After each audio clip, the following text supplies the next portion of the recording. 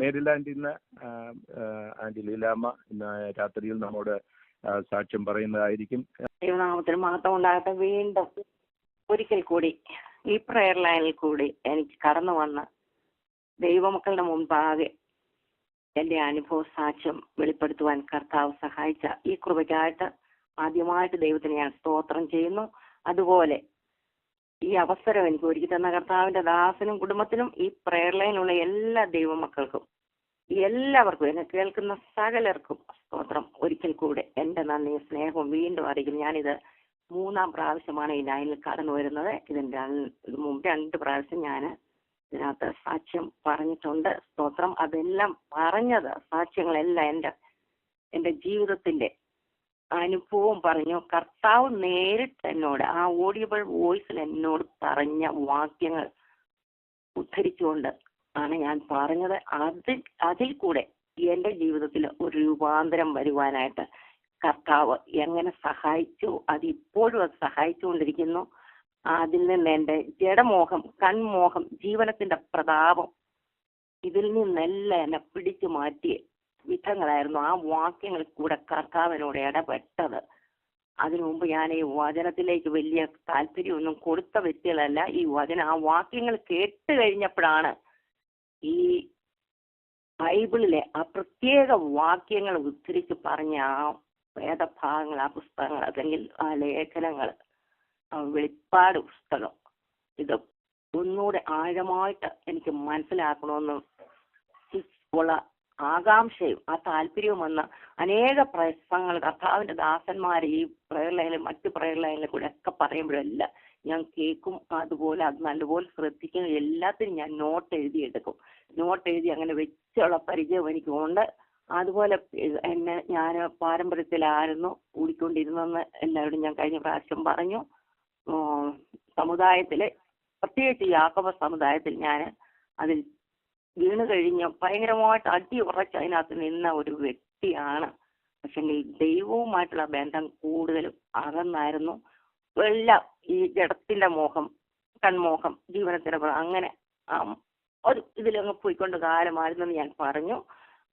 ഇന്ന് വീണ്ടും ഞാൻ കഴിഞ്ഞ പ്രാവശ്യം ഞാൻ എടുത്ത വചനത്തിലൂടെ, എബ്രായ ലേഖനത്തിൽ കൂടെ എന്നോട് കർത്താവ് ഇടപെട്ട സാക്ഷ്യമാണ് കഴിഞ്ഞ 14-ാം തീയതി അന്ന് ഞാൻ പറഞ്ഞ. അതിനെ ചുരുക്കമായിട്ട് ഞാനൊരു 2-ാം അധ്യായത്തിന്റെ 4-ാം വാക്യം ഉദ്ധരിച്ചുകൊണ്ടാണ് ഞാൻ തുടങ്ങിയത്. പക്ഷെ ആ 13 അധ്യായങ്ങൾ നമ്മൾ വളരെ ഗഹനമായിട്ട് പഠിക്കേണ്ട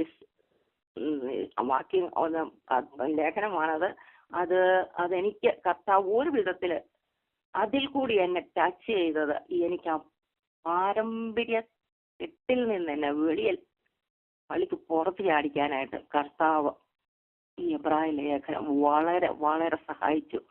അതിനെക്കുറിച്ചാണ് വീണ്ടും ഞാൻ ഇന്ന് ഈ എബ്രായ ലേഖനം ഉദ്ധരിച്ചുകൊണ്ട് എനിക്ക് പേഴ്സണലായിട്ട് എന്നോട് ഇടപെട്ടതും എനിക്ക് വെളിപ്പെട്ട് കിട്ടിയതും ഈ സത്യം അന്ന് മുതൽ ഞാനിതിൽ ആരാഞ്ഞുകൊണ്ട് പാലരോട് ഇതൊന്ന് പറഞ്ഞ് അടിച്ചേൽപ്പിച്ച് ഈ കെട്ടിൽ നിന്ന്, ഈ പാരമ്പര്യമായി കെട്ടിവെച്ചിരിക്കുന്ന ചങ്ങലയിൽ നിന്ന് പുറത്തിറക്കണമെന്നുള്ള ഒരേ ഒരു ആകാംക്ഷയുടെ ആ ഒരു തീരുമാനമായിരുന്നു അന്ന് എടുത്ത്. അതുപോലെ ഞാൻ ആ സമയങ്ങളിൽ ഞാനൊരു പേപ്പട്ടിയെ പോലെ എന്ന് പറയാം, പല പ്രാവശ്യം ഈ കർത്താവിന്റെ ദാസനിൽ കൂടെ ഒക്കെ ചെയ്തിട്ടുണ്ട്.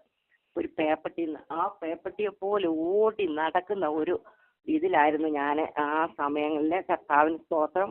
അതിനെക്കുറിച്ച് ഞാൻ ഇന്ന് ഞാൻ അതിനെക്കുറിച്ചാണ് ഉദ്ധരിച്ച് പറയാനിരിക്കുന്നത്. അത് കർത്താവിന്റെ കൃപയിൽ, കർത്താവിന്റെ സ്തോത്രം നമുക്ക് കേൾക്കാനായിട്ട് ഇടതട്ടെ. ഞാൻ ഒരു വാക്ക് പറഞ്ഞിട്ട് പ്രാർത്ഥിച്ചിട്ട് ഈ എൻ്റെ സാക്ഷ്യത്തിലേക്ക് വീണ്ടും കടക്കുവാനായിട്ട് ഞാൻ ആഗ്രഹിക്കുന്നു. Hallelujah, hallelujah. കർത്താവ് സ്തോത്രം.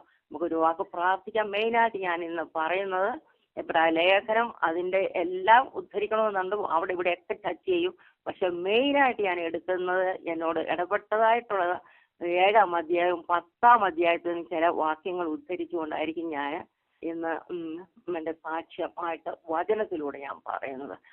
അത് കേൾക്കുമ്പോൾ കർത്താവേ, അവിടുന്ന് ആ കൃപ അനേകർ പ്രാപിക്കുവാനായിട്ടുള്ള ആ കൃപയ്ക്ക് വേണ്ടി പ്രാർത്ഥിച്ചുകൊണ്ടാണ് ഞാനിത് നിങ്ങളുടെ മുമ്പിൽ ഇന്ന് കടന്നു വന്നിരിക്കുന്നത്. സ്തോത്രം. ഒരു വാക്ക് പ്രാർത്ഥിക്കാം. പരിശുദ്ധ പിതാവാം ദൈവമേ, ഹല്ലേലൂയ, ഹല്ലേലൂയ. കർത്താവേ, ഈ അവസരം കർത്താവേ അടിയന് അതിന്റെ ജീവിതത്തിൽ കർത്താവ് നൽകി തന്ന കൃപയ്ക്കായിട്ട് അങ്ങേക്ക് സ്തോത്രം സ്തോത്രം സ്തോത്രം കർത്താവ്. അപ്പ സ്തോത്രം വചനം നിന്റേതാണ് കർത്താവെ. ഹല്ലേലൂയ.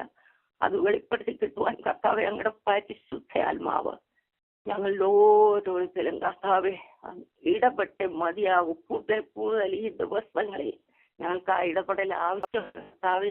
ഹല്ലേലൂയ. നിന്റെ വരവിനായിട്ട് ഞങ്ങളെ ഇത്രയും വിശ്വസ്തിയുള്ളവരായിട്ട് കർത്താവെ നിന്റെ സന്നിധിയിൽ വെളിപ്പെടുവാൻ തക്കവണ്ണം കർത്താവെ ഞങ്ങളെ ശുദ്ധീകരിക്കാൻ പാപത്തെക്കുറിച്ച് നീതിയെക്കുറിച്ച് ന്യായവതിയെക്കുറിച്ചും ഞങ്ങളെ ബോധ്യപ്പെടുത്തി ഓരോ ദിവസം ഞങ്ങളെ ശുദ്ധീകരണത്തിലേക്ക് നയിക്കപ്പെടുവാൻ ആ പരിശുദ്ധ ആത്മാവാൻ ദൈവമേ അവിടുത്തെ ഞങ്ങളെ സഹായിക്കണം. ഇന്നത്തെ കർത്താവെ ഈ വചനം കർത്താവെ അടിയൻ പറയുമ്പോൾ കർത്താവെ സാക്ഷ്യത്തോടെ കർത്താവെ അത് അനേകർക്കത് ഹല്ലേലൂയ സത്യവചനം ഗ്രഹിപ്പാനും ആ കൃപയുടെ ആത്മാവിനെ പ്രാപിച്ച് നിത്യത്തിലേക്ക് ഒരുങ്ങുവാനും കർത്താവെ അവിടെ സഹായിക്കണം. അതിനെ താഴ്ത്തി സമർപ്പിക്കുന്ന കർത്താവെ ക്ഷമിക്കണം. അപ്പൊ ഇതുവരെ നടത്തിയ ദൈവം അന്ത്യം വരെ നടത്തുവാൻ വലിയ കർത്താവിന്റെ കാര്യങ്ങളിലേക്ക് അടിയനെയും അടിയന്റെ കുടുംബത്തെയും ഇവിടെ കടന്നു വന്നിരിക്കുന്ന സകലരെ ഈ പ്രായത്തിലെ കർത്താവെ കർത്താവിന്റെ പാദത്തിൽ സമർപ്പിക്കുന്നു. അവരും പ്രാർത്ഥന കേട്ടനായിട്ട് സ്തോത്രം യേശുവിന്റെ നാമത്തിൽ തന്നെ പിതാവേ ആമേൻ. സ്തോത്രം. ഹല്ലേലൂയ. കഴിഞ്ഞ കർത്താവ് സ്തോത്രം കഴിഞ്ഞ ഞാൻ ഉദ്ധരിച്ച വാക്യം ഇവിടുത്തെ ഇതിനകത്ത് നിന്ന് സ്തോത്രം കേൾക്കാമല്ലോ. സ്തോത്രം എബ്രായലേഖ 2-ാം അധ്യായത്തിന്റെ 4-ാം വാക്യമാണ് ഞാൻ സാക്ഷ്യം സ്റ്റാർട്ട് ചെയ്ത് അതിന് ഒരു ചുരുക്കമായിട്ട് ഞാനതൊന്ന് ഓടിച്ചു പോട്ടെ. ഇത്ര വലിയ രക്ഷ അത് ആ 3 കാരണങ്ങളല്ല ഈ രക്ഷ വലുതാണെന്ന് നമ്മളെ കാണിച്ചു തന്നായിരുന്നു, മനസ്സിലാക്കി തന്നായിരുന്നു. ഒന്നാമതായിട്ട് അതിന്റെ ഉത്ഭവത്തെ കർത്താവ് താൻ പറഞ്ഞു തുടങ്ങിയതെന്ന് അത് നമ്മൾ അത് എവിടെയാന്ന് കർത്താവ് താൻ പറഞ്ഞു. മർക്കോസിന്റെ 1-ാം അധ്യായം 14-ാം വാക്യത്തിലുണ്ട്. യേശു ഗലീലയിൽ ചെന്ന് ദൈവരാജ്യത്തിന്റെ സുവിശേഷം പ്രസംഗിച്ചു നമുക്ക് അവിടെ കാണാം. രണ്ടാമതായിട്ട് ദൈവം സാക്ഷി നിന്നതിനാല്, മൂന്നാമത് കേട്ടവർ ഉറപ്പിച്ചു തന്നതിനാല് തെറ്റുകൂടാതെ നമ്മുടെ അടുക്കൽ എത്തിയിരിക്കുന്നതാണ് ഈ രക്ഷ. ഈ രക്ഷ ഇത് ഗണ്യമാക്കാതെ പോയാൽ, അത് കാര്യമാക്കാതെ പോയാൽ, അവഗണിച്ചാൽ എങ്ങനെ തെറ്റി ഒഴിയാൻ കഴിയും, എങ്ങനെ ഓടി രക്ഷപ്പെടാൻ സാധിക്കും? രക്ഷയുടെ ആ സന്ദേശം കേട്ടവരായ നാം അത് മുറുകെ പിടിക്കാതിരുന്നാൽ അതിന്റെ ശിക്ഷയിൽ നിന്ന് തെറ്റി ഒഴിയാൻ സാധ്യമല്ല. ഇത് നമുക്കൊരു പുതിയ വെളിപ്പാടോ സന്ദേശമോ അല്ല. ഇവിടെ നമുക്ക് ആവശ്യം ആ ദൈവം പറയുന്നത്, ആ ദൈവം സംസാരിച്ചിരിക്കുകയാണ്, ഇവിടെ സംസാരിക്കുകയാണ് കർത്താവ്. അതിന്റെ ശ്രേഷ്ഠ ഒരു സന്ദേശമാണ്. ആ ക്രിസ്തുവിനെ കൂടുതൽ അറിയുകയും ആ താൻ മൂലം നമുക്ക് ലഭിച്ചിരിക്കുന്ന ആ വെളിപ്പാടിനെ പൂർവാധികം ശ്രദ്ധയോടെ നമ്മൾ കരുതുകയുമാണ് ആവശ്യമെന്നാണ് ഈ ലേഖനത്തിൽ പ്രത്യേകിച്ച് എടുത്ത് കാണിക്കുന്നത്. ഈ എബ്രായ ലേഖനമൊന്നും നമുക്ക് വേഗത്തിൽ വായിച്ചു പോകേണ്ടിയ ഒന്നല്ല. ഇത് വളരെ ശ്രദ്ധാപൂർവം പഠിച്ചു തീർക്കേണ്ട ഒന്നാണ്. അതുകൊണ്ട് ശ്രദ്ധിച്ചു പഠിക്കുക തന്നെ നമുക്ക് വേണം. ഞാനും ഇതില് പരിപൂർണമായി പഠിച്ചതാണെന്നൊന്നും ചിന്തിക്കരുത്. ഞാനിപ്പോഴും പഠിച്ചുകൊണ്ടിരിക്കുകയാണ്. നിങ്ങളുടെ കൂടെ ഈ വചനം ശുശ്രൂഷിക്കുന്ന കർത്തൃദാസന്മാരിൽ കൂടെയൊക്കെ കേൾക്കുമ്പോൾ വീണ്ടും വീണ്ടും വചനം പഠിക്കുക. ഇതിന് നമുക്ക് പഠിക്കേണ്ട ഒരു ഘട്ടമയാണ്. ഇതിൽ ഗ്രഹിക്കാൻ പ്രയാസമുള്ള പലതുകൊണ്ട്, പ്രത്യേകിച്ച് 1 മുതൽ 13 വരെയുള്ള അധ്യായം വളരെയധികം ധ്യാനിക്കേണ്ട ഒരു വേദഭാഗങ്ങളാണ്. എന്നാൽ ഇതില് യേശുക്രിസ്തുവിന്റെ ആളത്വത്തിന്റെ ആ വിശേഷതകളാണ് ഇതിലെ പരമപ്രധാനമായ വിഷയം. എന്നെ കേൾക്കുന്ന മിക്ക ഒരു ദൈവ മക്കള്, കർത്തൃദാസന്മാര്, ദാസിമാര് വചനം നല്ലപോലെ അറിയാവുന്ന വ്യക്തികളാണ്, വീണ്ടെടുക്കപ്പെട്ട മക്കളാണെന്നും എനിക്കറിയാം. പക്ഷെ എന്റെ ഈ ചെറിയ അറിവില് കർത്താവ് എനിക്ക് വെളിപ്പെട്ട് പലരിൽ നിന്ന് കേട്ടിട്ട് ഈ വചനത്തിൽ നിന്ന് വെളിപ്പെട്ട സത്യങ്ങൾ കർത്താവ് അത് അറിയിക്കണമെന്ന് എനിക്ക് വളരെ വളരെ താല്പര്യമുണ്ടായിരുന്നു. ഇങ്ങനെ ഈ പ്രയറിലും കൂടി അത് അറിയിക്കുവാൻ എനിക്ക് ദൈവം കൃപ തന്നതിന് ഞാൻ ദൈവത്തിന് സ്തോത്രം പറയുന്നു. ഈ പഴയ പുതിയ നിയമങ്ങളിൽ ഒരിടത്തും വ്യക്തമാക്കാത്ത ഇതിലെ പരമപ്രധാന വിഷയമാണ്. ഈ പഴയ പുതിയ നിയമങ്ങളിൽ ഒരിടത്തും വ്യക്തമായിട്ടില്ലാത്ത ആ മെൽക്കിസദേക്കിന്റെ ക്രമപ്രകാരമുള്ള യേശു ക്രിസ്തുവിന്റെ നിത്യ പൗരോഹിത്യം ഈ എബ്രായ ലേഖനത്തിൽ ആദ്യം മുതൽ അവസാനം വരെ വളരെ അതിശക്തമായ വിധത്തിൽ രേഖപ്പെടുത്തിയിരിക്കുകയാണ്. പഴയ നിയമത്തിൽ ഈ പ്രയോഗം ആകെ 2 പ്രാവശ്യം മാത്രമേ നാം കാണുന്നുള്ളൂ. അത് നമ്മൾ എല്ലാവർക്കും അറിയാം. അതൊന്ന് ഉൽപ്പത്തി 14, 18, 19 വാക്യത്തിലും അടുത്തത് സങ്കീർത്തനം 110:4 ഇത് പുതിയ നിയമത്തിൽ ഈ ലേഖനത്തിൽ ഒഴിച്ച് മറ്റൊരിടത്തിലും ഇത് രേഖപ്പെടുത്തിയിട്ടില്ല. ലോകത്തിൽ ഏതൊരു മതത്തിൽ ഓർത്തോണം ഒരു പുരോഹിത ശുശ്രൂഷയുണ്ട്. നമുക്ക് മനുഷ്യർക്ക് വേണ്ടി ദൈവസന്നിധിയിൽ നിൽക്കുവാൻ നിയോഗിക്കപ്പെട്ടവരാണല്ലോ ഈ പുരോഹിതന്മാര്. പഴയ നിയമ പൗരോഹിത്യ ശുശ്രൂഷ എന്തായിരുന്നുവെന്ന് എന്നെ കേൾക്കുന്ന എല്ലാവർക്കും അറിയാവുന്നതാണല്ലോ. അഹരോന്യ മഹാപുരോഹിതന്മാരെ പോലെ ആണ്ടിലൊരിക്കൽ അന്യ രക്തത്തോടുകൂടെ കടന്നു എന്ന ചുരുങ്ങിയ സമയത്തിനുള്ളിൽ തിരിച്ചു പോരുന്നവനല്ല നമ്മുടെ സിംഹാസനത്തിലിരിക്കുന്ന മഹാപുരോഹിതനായ യേശുക്രിസ്തു എന്ന് വ്യക്തമായിട്ട് നമുക്കിവിടെ വെളിപ്പെടുത്തി തന്നിരിക്കുകയാണ്. നമ്മുടെ പ്രതിനിധിയായിട്ടാണ് കർത്താവ് ആ തിരശ്ശീലയ്ക്ക് അകത്ത് പ്രവേശിച്ചിരിക്കുന്നത്. അവിടെ നാം ക്രിസ്തുവിൽ നിക്ഷേപിക്കപ്പെട്ടിരിക്കുകയാണ്. ആ മനുഷ്യ ചരിത്രത്തിന്റെ ആദ്യ കാലം മുതലേ ആ പൗരോഹിത്യം ഉണ്ടായിരുന്നു. അത് പുറജാതി മതത്തിലാണേലും ഏത് കിരാതന്മാരുടെ ഇടയിലായിരുന്നു പൗരോഹിത്യം ഉണ്ടായിരുന്നു. മോശയുടെ കാലത്തിന് മുമ്പേ കുടുംബത്തലവന്മാര് പുരോഹിത ജോലി ചെയ്തു വന്നു. എന്നാൽ നമ്മുടെ കർത്താവായ യേശുക്രിസ്തുവിന്റെ പൗരോഹിത്യം വിശ്വാസികൾക്ക് അവരുടെ സംരക്ഷണത്തിന് നിലനിൽപ്പിന് വേണ്ടിയുള്ളതാണ്. അതിലെ നോക്കിയാൽ അവന് കർത്താവ് മധ്യസ്ഥൻ ആരാണ്? നിരപ്പിക്കുന്നവനില്ലയോ? അതിൽ പിന്നെ കർത്താവ് പുരോഹിതൻ ആരാണ്? പുരോഹിതൻ അത് നിലനിർത്തുന്ന ഇല്ലേ? മൂന്നാമത് കാര്യസ്ഥനായിരുന്നു. കാര്യസ്ഥൻ ആരെ? യഥാസ്ഥാനപ്പെടുത്തുന്ന നമ്മുടെ കർത്താവ്. അതിൽ ഈ 4-ാം അധ്യായത്തിന്റെ 14-ാം വാക്യം ആ ദൈവപുത്രനായ യേശു ആരാണെന്ന് പറയുന്നു. അത് മാത്രമല്ല കർത്താവിന്റെ ആ 2 സ്വഭാവത്തെയാണ് ഇവിടെ ഇട്ട് കാണിക്കുന്നത്. അതായത് ദൈവത്വവും മനുഷ്യത്വവും. ഹല്ലേലൂയ, സ്തോത്രം. ഞാൻ പെട്ടെന്ന് അവിടെ നിന്ന് ഇതെല്ലാം വചനത്തിലൂടെ ഈ വാദം എടുത്തിട്ട് പറയുന്നതേ ഉള്ളൂ. ഈ 2 സ്വഭാവത്തെ കാണിക്കുന്ന 2 പേരുകളാണ് നമ്മൾ ഈ ദാവീദിന്റെ പുത്രനും ദാവീദിന്റെ കർത്താവും എന്നുള്ളത്. മത്തായിയുടെ സുവിശേഷം 22, 42, 43 വാക്യങ്ങളിലും പിന്നെ വെളിപ്പാട് 22:16 ക്രിസ്തു ആരുടെ പുത്രൻ എന്ന് യേശു ചോദിച്ചപ്പോൾ അത് പരീശന്മാര് ദാവീദിന്റെ പുത്രൻ എന്നാണ് ഉത്തരം പറഞ്ഞത്. അപ്പോൾ യേശു അവരോട് ചോദിക്കുന്നത്, എന്നാൽ ദാവീദ് ആത്മാവിൽ അവനെ കർത്താവ് എന്ന് വിളിക്കുന്നത് എങ്ങനെയെന്ന് ചോദിച്ചു. അപ്പൊ ചോദിക്കണം, അപ്പൊ ദാവീദ് കർത്താവ് എന്ന് പറയുന്നത് ദാവീദിന്റെ പുത്രൻ എന്ന് പരീശന്മാരും പറയുന്നു. പിന്നെ വെളിപ്പാട് 22:16 ഞാൻ ദാവീദിന്റെ പേരും വംശവും ശുഭ്രമായ ഉദയ നക്ഷത്രവും എന്ന് കാണുന്ന അവിടെ കർത്താവ്. ഈ ദൈവപുത്രൻ അത് ദൈവത്വം, ഉയർച്ച, ആ പ്രതാപം അല്ലെങ്കിൽ അധികാരം അവിടെ നമുക്ക് കാണുവാണ്. യേശു എന്ന പേര് അത് മാനുഷിക നാമമാണ്. അത് മത്തായി 1:21 നീ അവനെ യേശുവിന് വേണം എന്ന് കാണുന്നില്ലേ? അവൻ മനുഷ്യനാകിയാൽ നമ്മുടെ ആവശ്യം സ്വന്തം അനുഭവത്തിൽ കൂടി അറിയാൻ കഴിഞ്ഞു. ദൈവമാകിയാൽ നമ്മുടെ ആവശ്യം നിറവേറ്റുവാൻ ശക്തനാണ്. ആകാശത്തിൽ കൂടി കടന്നുപോയോരും അവൻ എവിടെയാണെന്ന് നമ്മൾ ഇതെല്ലാം ബൈബിൾ മൊത്തമായിട്ട് വായിച്ചു കേൾക്കാൻ പറ്റാത്തത് കൊണ്ട് പെട്ടെന്ന് പറയാം. എന്നാൽ ലേവ്യ പുരോഹിതന് തിരശീല കടന്ന് അതിപരിശുദ്ധ സ്ഥലത്തേക്ക് പോകുന്നതിനോട് ഉപമിച്ചിരിക്കുക. നമ്മുടെ കർത്താവ് ആകാശത്തിൽ കൂടെ കടന്നു പോയിരിക്കുക. അത് 9-ാം അധ്യായം 24-ാമത്തെ വാക്യത്തിലാണ് എബ്രായ ലേഖനം. ആകാശം എന്ന് പറയുന്ന അന്തരീക്ഷം അത് നമ്മൾ ആകാശത്തിൽ കടന്നു. നമുക്ക് ആകാശത്തെക്കുറിച്ച് അപ്പസ്തോല പ്രവൃത്തി 1:9, 10 നമുക്ക് വായിക്കാം. ആ ശ്രേഷ്ഠ മഹാപുരോഹിതൻ കർത്താവ് എന്നാണ് അവിടെ എല്ലാം കാണിക്കുന്നത്. ഇന്ന് ഭൂമിയിൽ ഒരു മഹാപുരോഹിതനും ഇല്ല. പുതിയ നിയമ സഭയില് ശുശ്രൂഷകന്മാരെ പുരോഹിതന്മാരെ പുതിയ നിയമത്തില് ഒരിക്കലും വിളിച്ചിട്ടില്ല. പഴയ നിയമത്തിൽ പുരോഹിതന്മാരും മഹാപുരോഹിതന്മാരും ഉണ്ടായിരുന്നു. എന്നാൽ കർത്താവായ യേശു ക്രിസ്തു ശ്രേഷ്ഠ മഹാപുരോഹിതനാണ്.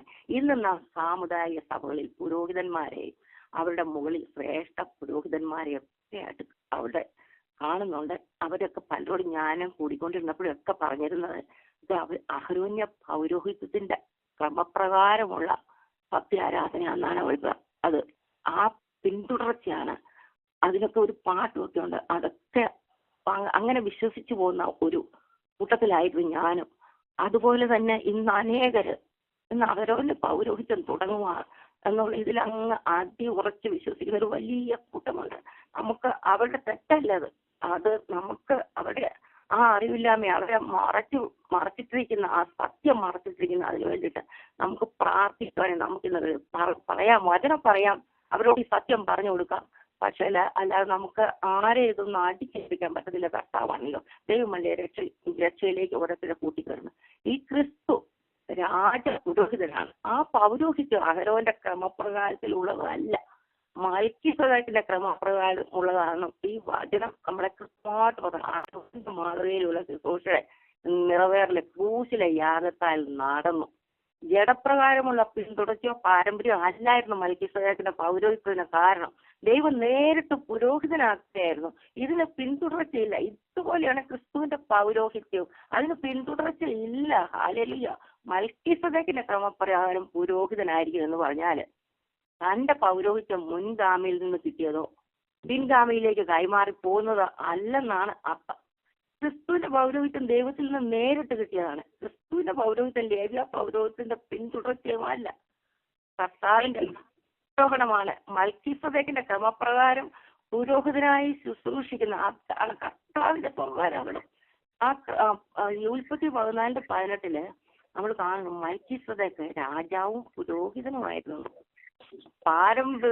പൗര ജീവിതത്തിലാണ് ആത്മീയ മണ്ഡലം അധികാരമുള്ളവനാണ്, ഏറ്റവും ശക്തനാണ് കാണുന്നത്. രാജപുരോഹിതൻ, അവൻ രാജാവും പുരോഹിതനും എന്ന നിലയിൽ അവനൊരു വിജയകരമായിരിക്കും. അത് നമ്മൾ സക്രിയാവിന്റെ 6:13 നോക്കി അവൻ ബഹുമാനഭൂഷണം ധരിച്ച സിംഹാസനത്തിൽ ഇരുന്ന് വാഴുമെന്ന പ്രവചനത്തിൽ നമ്മൾ അവൻ സിംഹാസനത്തിൽ പുരോഹിതനുമായിരിക്കും. അതുപോലെ 6-ാം അധ്യായത്തിന്റെ 20-ാം വാക്യത്തിൽ നമ്മൾ നോക്കുമ്പോൾ യേശു മൽക്കീസേദെക്കിന്റെ ക്രമപ്രകാരം മഹാപുരോഹിതനായി മുമ്പ് കൂട്ടി നമുക്ക് വേണ്ടി പ്രവേശിക്കുന്നു എന്ന് വെച്ചാൽ മുന്നോടിയായി പ്രവേശിച്ചിരിക്കുന്നു. പിന്നാലെ അനേകർ അവിടെ ചെല്ലുമെന്ന് അതിനെ സൂചിപ്പിച്ചിരിക്കുകയാണ്. ആ ഇസ്രായേലിന്റെ മഹാപുരോഹിതന് അതിപരിശുദ്ധ സ്ഥലത്തേക്ക് കടക്കുന്നത് ജനത്തിന്റെ പ്രതിനിധിയായിട്ടാണെങ്കിലും മുന്നോടിയായിട്ടല്ല.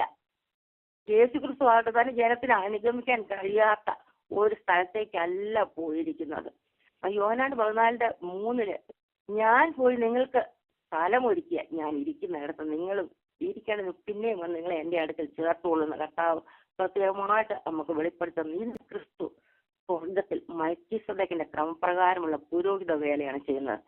ഏറ്റവും അധികം മറ്റുള്ളവരുടെ മുമ്പിൽ ഈ ക്രിസ്തുവിനെ വെളിപ്പെടുത്തുവാനും ഞാൻ ഉൾപ്പെട്ടിരുന്ന സമുദായ ആരാധനകളുടെ അനവധി തെറ്റുകളിൽ നിന്നും എനിക്ക് വിടുതൽ കിട്ടുവാന് സഹായിച്ച ഈ ലേഖനത്തിലെ ഒരു കേന്ദ്ര അധ്യായമാണ് ഇതിലെ 7-ാം അധ്യായം.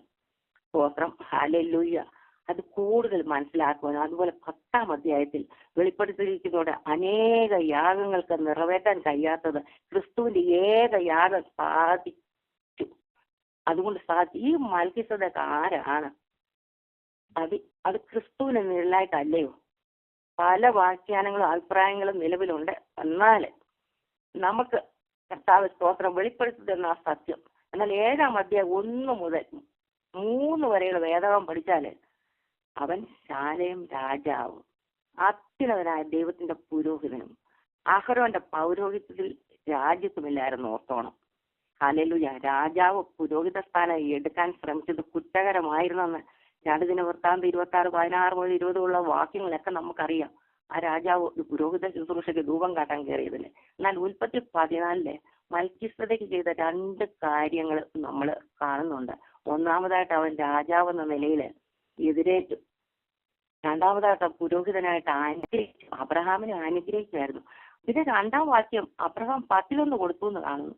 ന്യായപ്രമാണ കാലത്തിന് മുമ്പ് തന്നെ ദശാംശം ദൈവത്തിന് കൊടുക്കുന്ന പതിവുണ്ടായിരുന്നതായിട്ടാണല്ലോ അത് തെളിയിക്കുന്നത്.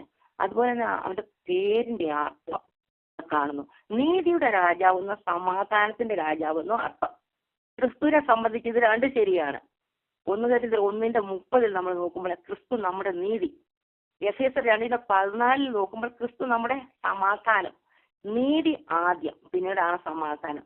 നീതിയുടെ അടിസ്ഥാനത്തിലല്ലാതെ നമുക്ക് സമാധാനം സ്ഥാപിക്കാൻ ദൈവത്തിന് സാധ്യമല്ല. അതുകൊണ്ട് 3-ാം വാക്യം പിന്നീട് നോക്കുന്നു.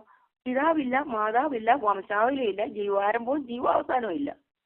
മാതാപിതാക്കന്മാരെ കൂടാതെ സ്വയംഭൂവായി വന്നു എന്ന അർത്ഥമില്ല. എന്നാൽ മാതാപിതാക്കന്മാരെ കുറിച്ചോ ജനന മരണത്തെ കുറിച്ചോ വംശാവലിയെ പറ്റിയോ നമുക്ക് രേഖയൊന്നുമില്ല എന്ന് മാത്രമേ അതിന് അർത്ഥമുള്ളൂ.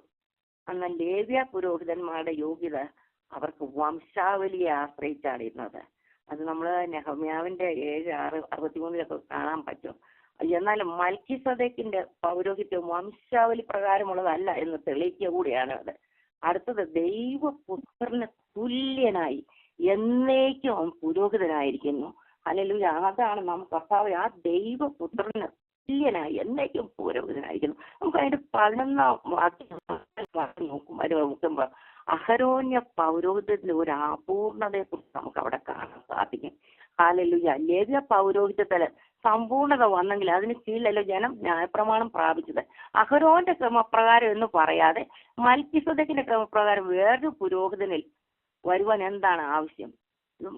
ആ വാക്യത്തിലുള്ളത് ഞാൻ പറയുന്നത് വായിച്ചാണ് കേട്ടോ. പൗരോഹിത്യം മാറിപ്പോകുന്ന പക്ഷം ന്യായപ്രമാണത്തിനും പ്രമാണത്തിനും എന്ന് പറഞ്ഞിരിക്കുന്നു. അവൻ വേറൊരു ഗോത്രത്തിലുള്ളവൻ. ആ ഗോത്രത്തിൽ ആരും യാഗപീഠത്തിൽ ശുശ്രൂഷിച്ചിട്ടില്ല. യഹൂദയിൽ നിന്ന് നമ്മുടെ കർത്താവ് ഉദിച്ചത് സ്പഷ്ടമല്ല. ആ ഗോത്രത്തോടെ മോശ പൗരോഹിത്യം സംബന്ധിച്ച് ഒന്നും കൽപ്പിച്ചിട്ടില്ല. അതുപോലെ തന്നെ 11-ാം വാക്യം, ലേവ്യ പൗരോഹിത്യം താൽക്കാലികമായിരുന്നു.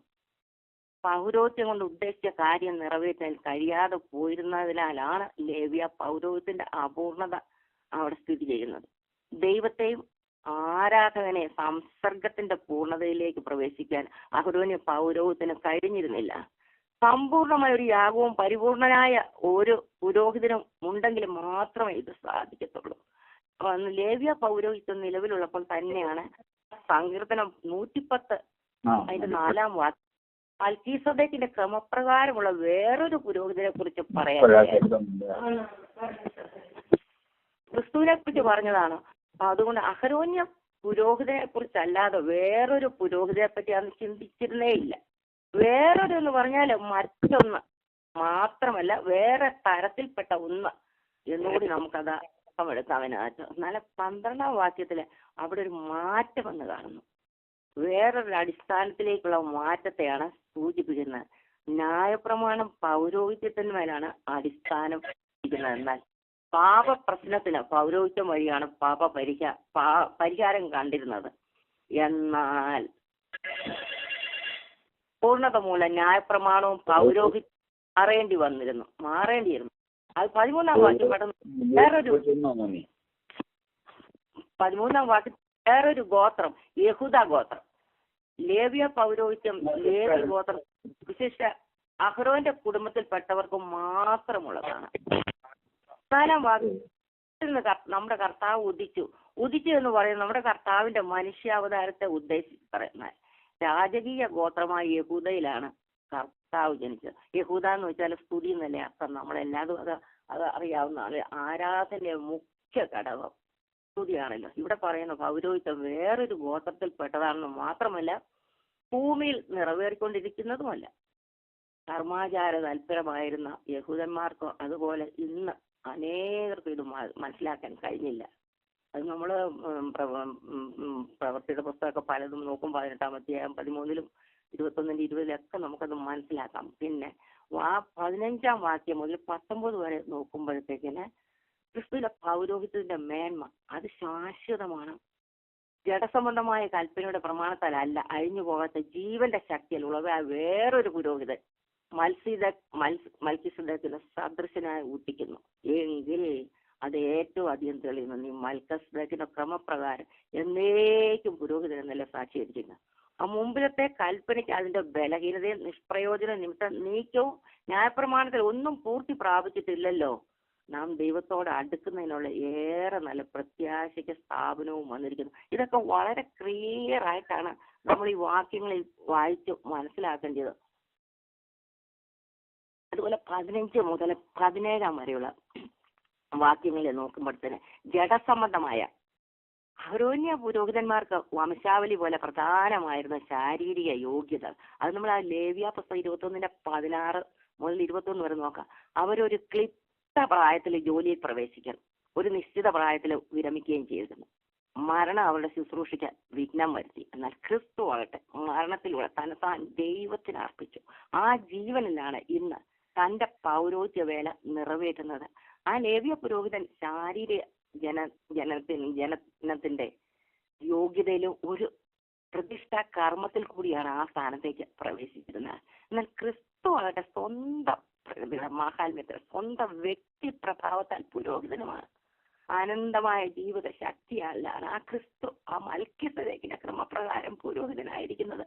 പൗരോഹിതൻ തലമുറയായിരിക്കുമെന്ന് പറഞ്ഞെങ്കിലും അത് നമ്മൾ പുറപ്പാട് പുസ്തകം 40:15 ഇരമ്യാവ് 15-ലൊക്കെ കാണാം. ഒരു പുരോഹിതനും ആ നിത്യ പുരോഹിതനായിരിക്കുമെന്ന് പറഞ്ഞിട്ടില്ല അവിടെ എങ്ങും. എന്നാൽ ക്രിസ്തു എന്ന ഏക വ്യക്തി എന്നേക്കും പുരോഹിതനായിരിക്കുന്നു. അല്ലെങ്കിൽ പെട്ടെന്ന് 18-ാം വാക്യം, മുമ്പിലൊക്കെ കൽപ്പന, അതാ കൽപ്പന, അത് ന്യായ പ്രമാണമാണ്. അതിന്റെ ബലഹീനത, അതിന്റെ നിഷ്പ്രയോജനത്വം നമ്മൾ ഈ റോമാലേഖനത്തിൽ നോക്കുമ്പോൾ 8:3, ഗലാത്യർ 3:20 ആദ്യ പൗരോഹിത്യം ഒരു കൽപ്പനയാൽ സ്ഥാപിക്കപ്പെട്ടതാണ്. എന്നാൽ ആ കൽപ്പനയ്ക്ക് അതിന്റെ ശക്തി പ്രദാനം ചെയ്യുന്നതിന് മുറിവേറ്റ നമ്മുടെ മനസാക്ഷിയെ സമാശ്വസിപ്പിക്കുന്നതിന് കഴിഞ്ഞില്ല. അത് ബാഹ്യവും അതൊരു താൽക്കാലികമായിരുന്നതിന് ആന്തരികവും നിത്യമായ കാര്യങ്ങളെ കൈകാര്യം ചെയ്യുവാൻ സാധിക്കാതെ പോയി. ജീവ ലക്ഷ്യം എന്താണെന്ന് മനുഷ്യനെ ബോധ്യപ്പെടുത്തി ആ ലക്ഷ്യത്തിലെത്താൻ മനുഷ്യന് സ്വതവേ അശക്തനാണെന്ന് തെളിയിക്കുകയുമാണ് ഈ ന്യായപ്രമാണത്തിന്റെ ഉദ്ദേശം. നമ്മൾ ഈ റോമാലേഖനമൊക്കെ പഠിക്കുമ്പോൾ 3:19, 7:7 അങ്ങനെ ഗലാത്യ ലേഖനമൊക്കെ നോക്കുമ്പോഴൊക്കെ മനസ്സിലാവും. എന്നാൽ അഹ്റോന്റെ പൗരോഹിത്യത്തിൽ നിന്ന് വ്യത്യാസപ്പെട്ട ഒന്ന് സ്ഥാപിച്ചതിനാൽ ആദ്യത്തേതിന്റെ അപ്രാപ്തത അല്ലെങ്കിൽ ആ ബലഹീനത അവിടെ നമുക്ക് വെളിപ്പെടുത്തുന്നതായിട്ട് കാണാം. അതുകൊണ്ട് നമുക്ക് 19-ാം വാക്യം നോക്കിയാല് ന്യായപ്രമാണ കൽപ്പനകളും ചട്ടങ്ങളും ആണ്. അത് എഫേസ്യർ 2:14 ഉണ്ട്. ന്യായപ്രമാണം അനുസരിച്ച് നമുക്ക് ദൈവസന്നിധിയിലേക്ക് കടന്നു ചെല്ലുന്നതിന് മഹാപുരോഹിതന് മാത്രമേ അവകാശമുള്ളൂ. അത് കടന്നില്ല, വേറെ ആർക്കും അവകാശമില്ല. അത് ആണ്ടിൽ ഒരിക്കലായിരുന്നു. സാധാരണക്കാരൻ ചെന്നാൽ അത് മരണമായിരുന്നു ഫലം. പിന്നെ കാണുന്നവള് ഏറെ നല്ല പ്രത്യാശ.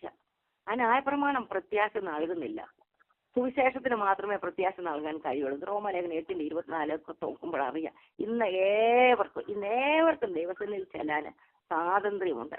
ആ പുതിയ നിയമ പൗരോഹിത്യത്തിന് കീഴിൽ ക്രിസ്തു മഹാപുരോഹിതനും വിശ്വാസികൾ ആ പുരോഹിത വർഗവുമാണെന്നാണ് നമ്മൾ പഠിച്ച് മനസ്സിലാക്കുന്നത്, നമുക്ക് വെളിപ്പെടുത്തുക. അത് നമ്മൾ 1 പത്രോസ് 2:5, 9-ാം വാക്യം, അതുപോലെ വെളിപ്പാട് 1:6.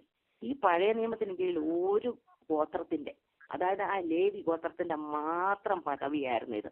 എന്ന് പറഞ്ഞാൽ ഓരോ വിശ്വാസിക്കും ക്രിസ്തു മുഖാന്തരം അല്ലെങ്കിൽ ഒരു മാനുഷിക പുരോഹിതന്റെ സഹായം കൂടാതെ ആ ദൈവ സന്നിധിയിലേക്ക് കടന്നു ചെന്ന് ആരാധിക്കുവാൻ നമുക്കിന്ന് സ്വാതന്ത്ര്യമുണ്ട്. പുതിയ നിയമസഭയിൽ പുരോഹിതന്മാർ എന്നൊരു പ്രത്യേകം കൂട്ടർ ശുശ്രൂഷയ്ക്കായി ഇല്ല.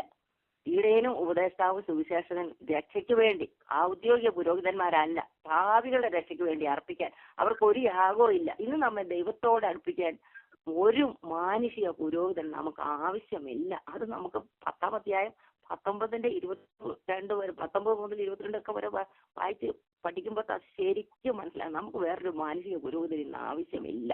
അതുപോലെ 20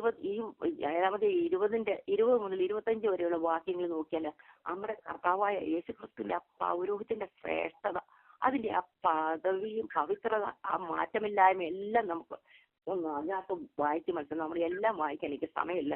അവർ കൂടാതെ പുരോഹിതന്മാരായി തീർന്നു. ഇവനോ എന്നേ പുരോഹിതനെന്ന് കർത്താവ് സത്യം ചെയ്തു അനുസരിക്കുന്നത് തന്നോട് അള്ളി ചെയ്തതിന് ഇട്ട ആണയോടുകൂടെ തന്നെ, ആണ കൂടാതെയല്ല എന്നതിന് ഒത്തവണ്ണം വിശേഷമേറിയ നിയമത്തിന് യേശു ഉത്തരവാദിയെ തീർന്നിരിക്കുന്നു. മരണനിമിത്തം അവർക്ക് നിലനിൽപ്പാൻ മുടക്കം വരിയോട് പുരോഹിതന്മാരായിരുന്നു അനേകരാകുന്നു. ഇവരെ എന്നേക്കും ഇരിക്കുന്നതുകൊണ്ട് മാറാത്ത പൗരോഹിത്യമാണ് പ്രാപിച്ചിരിക്കുന്നത്. അതുകൊണ്ട് താൻ മുഖാന്തരമായി ദൈവത്തോട് അടുക്കുന്നവർക്ക് വേണ്ടി പക്ഷപാതം ചെയ്ത് സദാ ജീവിക്കുന്നവനാകെ പൂർണ്ണമായി രക്ഷിപ്പാൻ അവൻ പ്രാപ്തനാവുന്നു. അപ്പൊ സദാ ജീവിക്കുന്നതിനാൽ നമ്മളെ പൂർണ്ണമായിട്ട് രക്ഷിപ്പാൻ കർത്താവ് പ്രാപ്തനാണ്. ഞാൻ വീണ്ടും പറയുന്നു, 20 തൊട്ട് 22 നോക്കിയാൽ ആണയുടെ ആ ശ്രേഷ്ഠത, അഹരോനും പുരോഹിതന്മാരായത് ആണയാലല്ല, അതൊരു കൽപ്പനയാലാണ്. അത് പുറപ്പാട് പുസ്തകത്തിൽ നമുക്ക് കാണാം. മൽക്കീസേദെക്കിന്റെ ക്രമപ്രകാരമുള്ള പൗരോഹിത്യം ആണയാൽ ഉറപ്പിച്ചതാണ്. അത് വീണ്ടും എബ്രായ ലേഖനത്തിൽ എഴുതുന്നതിന് 1000 വർഷം ലേഖനത്തിന് മുമ്പ്, 1000 വർഷം മുമ്പാണ് ദാവീദ് ഈ സങ്കീർത്തനം എഴുതിയത്. ആ ശാശ്വത പൗരോഹിത്യത്തെ നിത്യ നിയമത്തോട് ചേർത്ത് ഇണക്കിയിരിക്കുകയാണ് അവിടെ. നമ്മൾ ഇവിടെ ഈ എബ്രായ ലേഖനം 13:20 കാണാം. ദൈവ സ്നേഹത്തിന്റെ ഒരു പ്രതിഫലനമാണ്. പിന്നെ വാക്ക് 22 നമ്മൾ അവിടെ കാണുന്ന നിയമം. ഈ വാക്ക് ഈ ലേഖനത്തിൽ ആദ്യമായി വരുന്നത് ഇവിടെയാണ്. പൗരോഹിത്യം ആ ഉയർന്നതായിരിക്കുന്ന പോലെ നിയമവും ശ്രേഷ്ഠ. ഇത് 8-ാം അധ്യായത്തിൽ ഈ നിയമത്തെ കുറിച്ച് നമ്മൾ കാണുന്നുണ്ട്. യേശുവിനൊരു പുതിയ പേര് അത്യത്തിലുണ്ട്. അതെന്തുവാ? ഉത്തരവാദി. പുതിയ നിയമം ആരംഭിക്കുന്നതിനും തുടരുന്നതിനും നമുക്ക് ഏക ഉത്തരവാദി നമ്മുടെ യേശുവാണ്. അതിന് അടിസ്ഥാനമായ യാഗവും അത് നിലനിർത്തുന്ന പുരോഹിതനും താനാണ്. അല്ല, സഭയിലെ ശുശ്രൂഷകന്മാർ പുരോഹിതന്മാരാണെന്നും രക്ഷ കൂദാശകളിലാണെന്നുമുള്ള പഠിപ്പിക്കല് ക്രൈസ്തവ ലോകത്തിൽ കടന്നുകൂടിയിട്ടുള്ള രണ്ട് വലിയ ഉപദേശ പിശകുകളാണ്.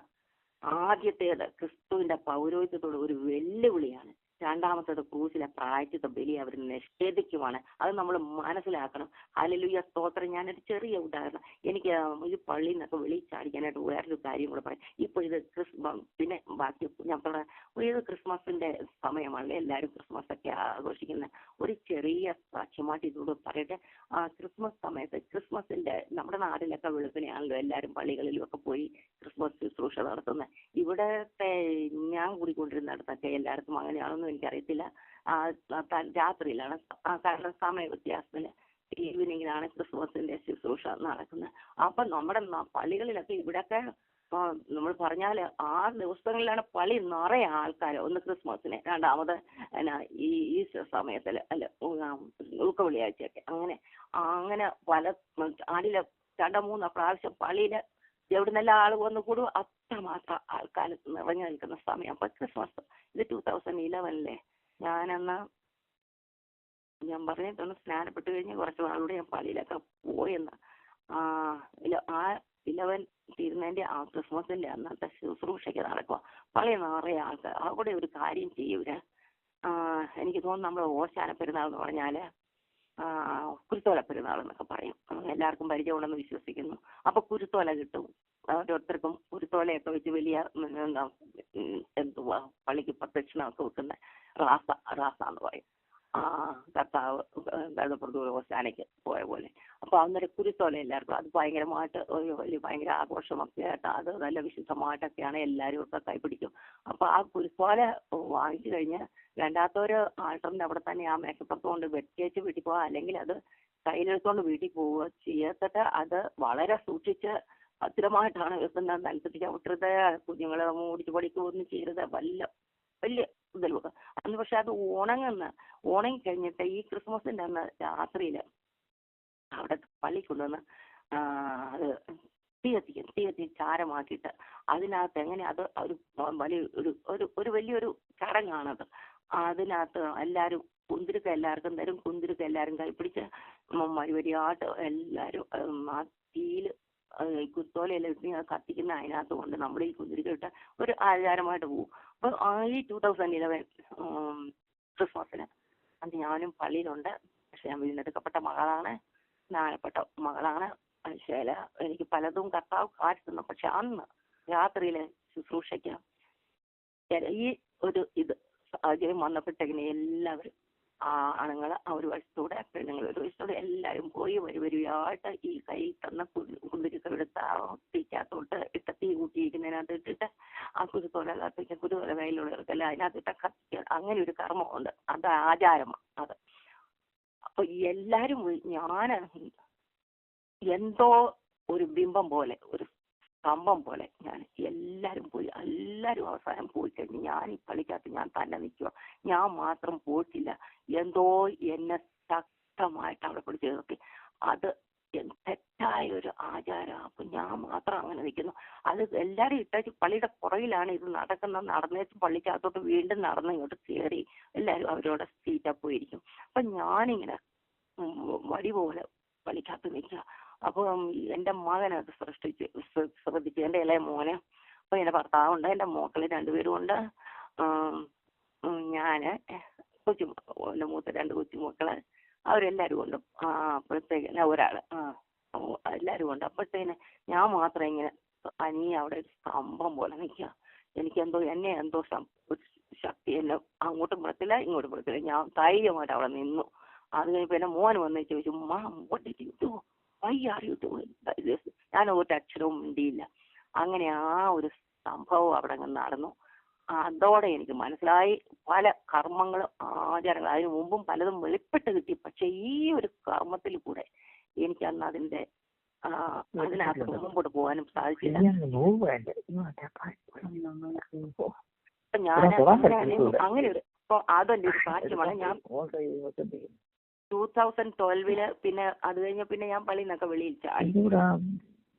ഹല്ലേലൂയ, സ്തോത്രം. അങ്ങനെ ഒരു സംഭവം എൻ്റെ ജീവിതത്തിൽ സംഭവിച്ചു. ഈ കർമാചാരങ്ങൾ, കൂദാശ കർമ്മങ്ങൾ, ഈ പഠിപ്പുകള്, ഈ ക്രൈസ്തവ ലോകത്തിൽ കടന്നുപോയിട്ട് ഈ വലിയ ഉപദേശ പിശകുകൾ മനുഷ്യരിന്ന് മനസ്സിലാക്കേണ്ട സമയം അതിക്രമിച്ചിരിക്കുകയാണ്. അത് നമ്മുടെ കർത്താവിന്റെ ഈ പൗരോഹിത്യത്തോട് ഞാൻ പറഞ്ഞ പോലെ ഒരു വെല്ലുവിളിയാണ്. രണ്ടാമത്തെ ആ ക്രൂശിലെ ആ പ്രായശ്ചിത്ത ബലി നമ്മൾ നിഷേധിക്കുകയാണ്. പിന്നെ 23 തൊട്ട് മടങ്ങി വരട്ടെ. ഞാൻ 23 മുതൽ 25 വരെയുള്ള മാറ്റമില്ലായ്മയാലുള്ള ആ ശ്രേഷ്ഠമായ ശുശ്രൂഷ കർത്താവിന്റെ, അതുപോലെ മരണനിമിത്തം ഇത് ഈ ലേവ്യ പൗരോഹിത്യത്തിൽ മരണനിമിത്തം അനേകരാണ്. അതുപോലെ കർത്താവിന്റെ പൗരോഹിത്യം മാറാത്ത പൗരോഹിത്യം, ക്രിസ്തുവിന്റെ പൗരോഹിത്യത്തിന് പിന്തുടർച്ചക്കാരില്ല. ഹല്ലേലൂയ, സ്തോത്രം. ഉണ്ടാകുവാൻ അത് സാധ്യവുമല്ല. ഹല്ലേലൂയ, സ്തോത്രം. കാരണം താൻ അനേകം ജീവിക്കുന്നവരാണ്. മാത്രമല്ല ദൈവം മനുഷ്യനെന്ന നിസ്തുല്യമായ തന്റെ ആർത്തത്തിന്മേലാണ് തന്റെ പൗരോഹിത്യം അടിസ്ഥാനപ്പെട്ടിരിക്കുന്നത്. അതുപോലെ മാനുഷിക മധ്യസ്ഥനെ കൂടാതെ നീതീകരിക്കപ്പെടാമെന്ന റോമാലേഖനവും മാനുഷിക പുരോഹിതനെ കൂടാതെ ദൈവസന്നിധിയിലേക്ക് ചെല്ലാമെന്ന് എബ്രായ ലേഖനം നമ്മളെ പഠിപ്പിക്കുന്നു. കർത്താവ് പുനരുത്ഥാനത്തിന് ശേഷം മഹാപുരോഹിത ജോലി ഏറ്റെടുക്കുവാൻ സ്വർഗാരോഹണം ചെയ്തപ്പോൾ പുനരുത്ഥാനത്തിൽ വിശ്വാസമില്ലാത്ത ആ കയ്യഫാവ് എന്ന സാധുക്യനായിരുന്നു ഇസ്രായേലിലെ മഹാപുരോഹിതൻ. അത് നമുക്ക് വചനത്തിലൂടെ അറിയാമല്ലോ. അതുപോലെ കർത്താവ് 25-ാം വാക്യത്തിൽ പക്ഷപാതം ചെയ്യുവാനാണ്. അതുപോലെ 26-ാം വാക്യത്തിൽ പിന്നീട് അത് കാണുന്നു പൂർണ്ണമായിട്ട് രക്ഷിപ്പാൻ. ഇത് പാപിയെ രക്ഷിക്കുന്ന കാര്യമല്ല, രക്ഷിക്കപ്പെട്ടവർക്ക് രക്ഷയിൽ മുഴുവനും അടങ്ങിയിരിക്കുന്നത് മുഴുവനും കൊടുക്കുകയാണെന്ന് അർത്ഥത്താലാണ്. ശാരീരാത്മ ദേഹികൾ ഉൾപ്പെട്ട മുഴുവൻ മനുഷ്യനും രക്ഷ കൈവരുത്തുവാണ്. പാപത്തിന്റെ ശിക്ഷ, ശക്തി, സാന്നിധ്യം, ഈ മൂന്നിൽ നിന്നും വിടുതൽ നൽകുവാൻ അവൻ ശക്തനാണ്. രക്ഷയിൽ അടങ്ങിയിരിക്കുന്നത് മുഴുവൻ കൊടുത്തു.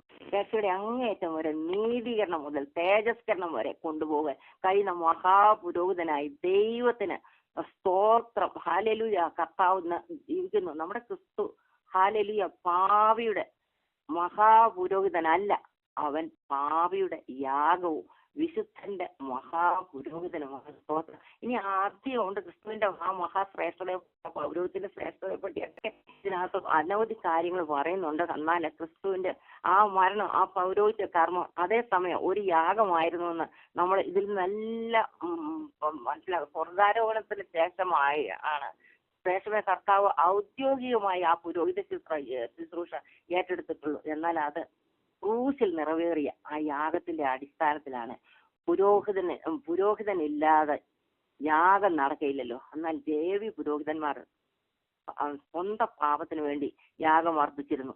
എന്നാൽ ക്രിസ്തു ആകട്ടെ മറ്റുള്ളവരുടെ പാപത്തിനായി തനത്താൻ യാഗമായി അർപ്പിച്ചു. ആ യാഗം ആവർത്തിക്കാൻ കഴിയുന്നതല്ല. കർത്താവ്, നമ്മളിന്ന് ആ ന്യായപ്രമാണത്തിന് കീഴിൽ ആ ബലഹീന മനുഷ്യരാണ് ആ പുരോഹിതന്മാരായിരുന്നു. എന്നാൽ ക്രിസ്തു തികഞ്ഞവനായ പുത്രനാണ്, നമ്മുടെ ആവശ്യത്തിന് പറ്റിയ മഹാപുരോഹിതൻ. സ്വതവേ ബലഹീനം ഇല്ലെങ്കിലും നമ്മുടെ ബലഹീനതയിൽ സഹതാൽപ്പാൻ കഴിയുന്ന ആ മഹാപുരോഹിതൻ ഞാൻ പെട്ടെന്ന് വീണ്ടും ഹല്ലേലൂയ അതിൽ നിന്ന് മാറി ഞാൻ നമ്മുടെ 10-ാം അധ്യായത്തിലേക്ക് ഒന്ന് കടന്നു വരട്ടെ.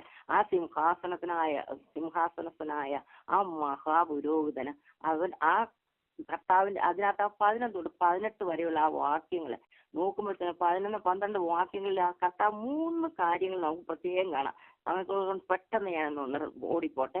ലേവ്യ യാഗങ്ങൾ പലതായിരുന്നു ഒന്നാമതായിട്ട്. രണ്ടാമതായിട്ട് ലേവ്യ പുരോഹിതന്മാർ നിന്നുകൊണ്ട് ശുശ്രൂഷിച്ച്, അത് ആവർത്തനം 10:8 നമ്മൾ വായിക്കുമ്പോൾ ക്രിസ്തു പിതാവിന്റെ വലത്ത് ഭാഗത്ത് ഇരുന്നാണ് കർത്താവ് ഇരുന്നു എന്ന് കാണുന്നു. ആ ലേവ്യ പുരോഹിതന്മാരുടെ ശുശ്രൂഷ നിന്നുകൊണ്ട് ചെയ്യാനുള്ളതായിരുന്നു. ഇരിക്കാൻ അവർക്ക് അനുവാദമോ ഇരിക്കാനുള്ള ഉപകരണമോ സമാന ഉടാറ്റിൽ അന്നില്ലായിരുന്നു. അവരുടെ യാഗങ്ങൾ നിരന്തരം അർപ്പിക്കേണ്ടതാണെന്ന് ഇത് കാണിക്കുന്നു. ക്രിസ്തു ആകട്ടെ യാഗത്തിന് ശേഷം ഇരുന്നു. അത് 1-ാം അധ്യായം 3-ാം വാക്യത്തിൽ നമുക്ക് കാണാം. നിവർത്തിച്ച വേലയുടെ അങ്ങേയറ്റ യാഗത്തിന്റെ അതൊരു പ്രതീകമാണ്. ഇരിക്കുന്ന പുരോഹിതൻ, അത് ശുശ്രൂഷ അവസാനിക്കാഞ്ഞത് കൊണ്ടാണ് ലേവ്യ പുരോഹിതന്മാർ ഇരിക്കാഞ്ഞത്. ദൈവദൂതന്മാർ ദൈവസന്നിധിയിൽ ശുശ്രൂഷിച്ച് നിൽക്കുന്നവരാണ്. എന്നാൽ അത് നമുക്ക് വെളിപ്പാട് ലൂക്കോസിന് 1:19 ഏക യാഗങ്ങൾക്ക് നിറവേറ്റാൻ കഴിയാഞ്ഞത് ക്രിസ്തുവിന്റെ ഏക യാഗം സ്ഥാപിച്ചു. അതുപോലെ നമുക്ക് 15 മുതൽ 17 വാക്യങ്ങൾ ഉദ്ധരിച്ചാൽ കാണുന്നത് അതിന്റെ പ്രധാന 17-ാം വാക്യം പാപമോചനമാണ്. പുതിയ വീണ്ടും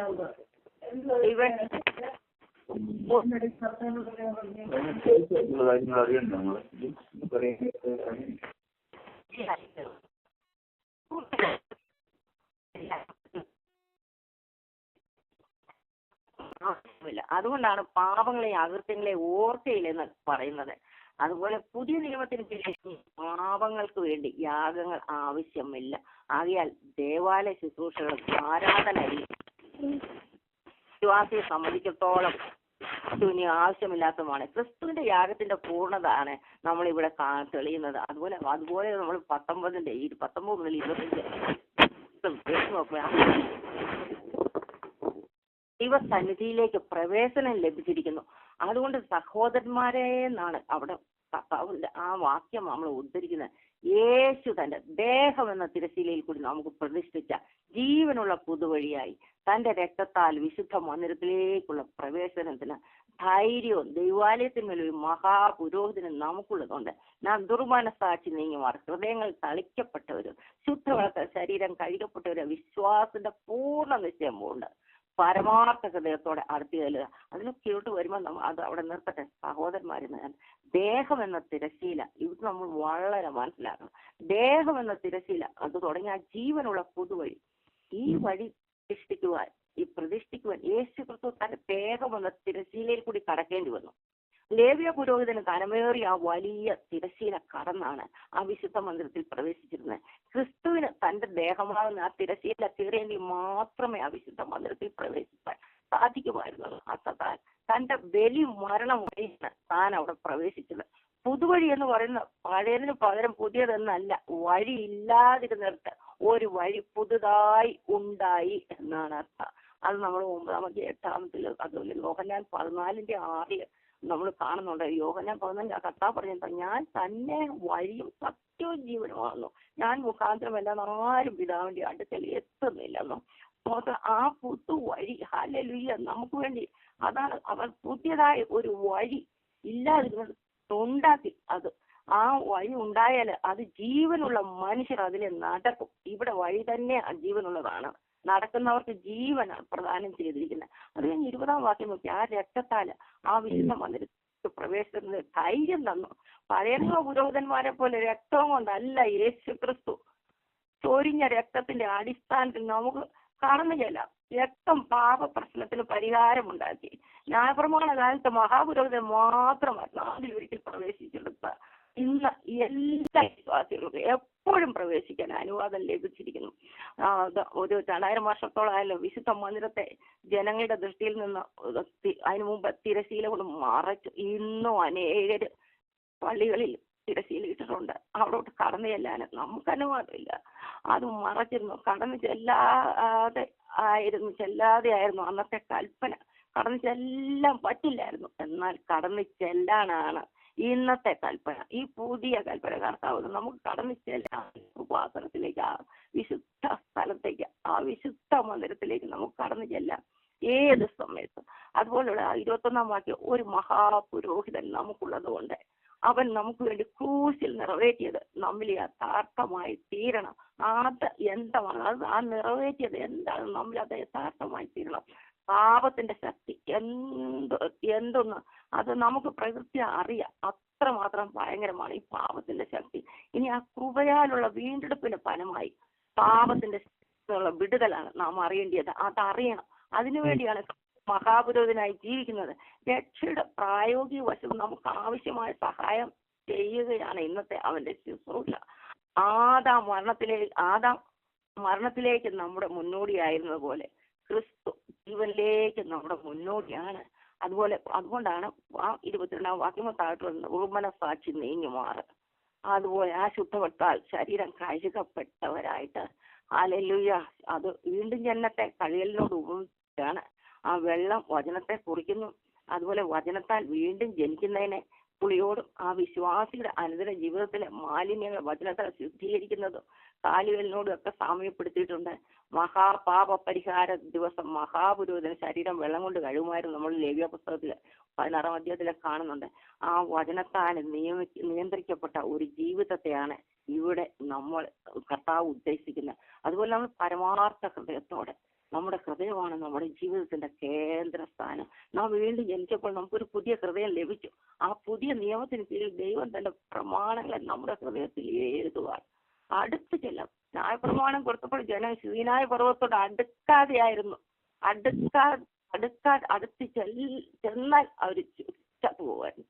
ക്രിസ്തുവിന്റെ യാഗമരണം മൂലം ഇന്ന് നമുക്ക് ദൈവ സന്നിധിയിലേക്ക് അടുത്ത് ചെല്ലുവാൻ സ്വാതന്ത്ര്യം അനുവാദമാണ് ലഭിച്ചിരിക്കുന്നത്. അതുപോലെ കാണുന്ന പ്രത്യാശ 23-ാം വാക്യത്തിൽ ദൈവവാക്യമേലാണ് ആ പ്രത്യാശ അടിസ്ഥാനപ്പെട്ടിരിക്കുന്നത്. അത് മാറ്റമില്ല. നമ്മൾ റോമാലേഖനം പഠിക്കുമ്പോൾ കണക്കാനുള്ളത് അതുപോലെ വീണ്ടും വീണ്ടും നമ്മളെ ഓർപ്പിച്ചുകൊണ്ട് നമ്മൾ സഭായോഗങ്ങൾ ഉപേക്ഷിക്കുന്ന നാള് സമീപിക്കുന്നു എന്ന് കാണുന്തോറും നാളെന്ന് പറയുന്ന കർത്താവിന്റെ വരവിനെ ആയിരിക്കാം ഉദ്ദേശിക്കുന്നത്. സ്തോത്രം, ഹല്ലേലൂയ, സ്തോത്രം. അതുപോലെ ഹല്ലേലൂയ, നമ്മൾ മന്ദഗതിയിലാകരുത്, ദ്രുതഗതിയിലായിരിക്കണം. ഓരോ തലമുറയും അന്ത്യഘട്ടത്തിൽ ജീവിക്കുന്നവരെ പോലെ നമ്മൾ വർദ്ധിക്കണം. അത് കർത്താവ് ഈ പുതിയ ആരാധനയുടെ ആ അനുഗ്രഹങ്ങളാണ് നമുക്കിന്ന് ലഭിച്ചിരിക്കുന്നത്. വിശുദ്ധ മന്ദിരത്തിലേക്കുള്ള തുറന്ന വഴി, ആ രക്തത്താൽ നമുക്ക് ധൈര്യം, ആ ജീവനുള്ള പുതുവഴി, ജീവിക്കുന്ന മഹാപുരോഹിതൻ, അതാണ് നമുക്കിന്ന് തന്നിരിക്കുന്നത്. നമ്മുടെ ആ പരമാർത്ഥ ഹൃദയം നമുക്ക് ആവശ്യമാണ്. വിശ്വാസത്തിന്റെ നിറവ് നമുക്ക് ആവശ്യമാണ്. ദുർമന സാക്ഷി നീങ്ങിയ ഹൃദയം വേണം നമുക്ക്. ശുദ്ധവെള്ളത്താൽ കഴുകിയത് വേണം. കർത്താവ് സ്തോത്രം. ഇങ്ങനെ പല കാര്യങ്ങൾ ഈ വചനത്തിൽ കൂടെ നമുക്ക് പഠിക്കാൻ സാധിക്കും. അതാണ് നമ്മുടെ കർത്താവ് നമുക്ക് വേണ്ടി വലിയായത്. ഇങ്ങനെയുള്ള ഇങ്ങനെയുള്ള മഹാപുരോഹിതനല്ലോ നമുക്ക് വേണ്ടിയെന്ന് 7-ാം അധ്യായത്തിൽ എഴുതുകാരൻ വീണ്ടും പറഞ്ഞപ്പോൾ അതോടൊന്നിച്ച് ആ പുരോഹിതന് നിരവധി നിസ്തുല ശ്രേഷ്ഠതകളെ ഔന്നത്യത്തെ നമ്മൾ എടുത്ത് കാണുന്നു. മാത്രമല്ല അത് ചെയ്തിട്ടുള്ളത് അതിന്റെ അടിസ്ഥാനത്തിൽ നമുക്ക് ലഭ്യമാകുന്ന അതിമഹത്തായ അനുഗ്രഹങ്ങളും അവകാശങ്ങളും കൂടി എടുത്ത് കാണിച്ചിട്ടുണ്ട്.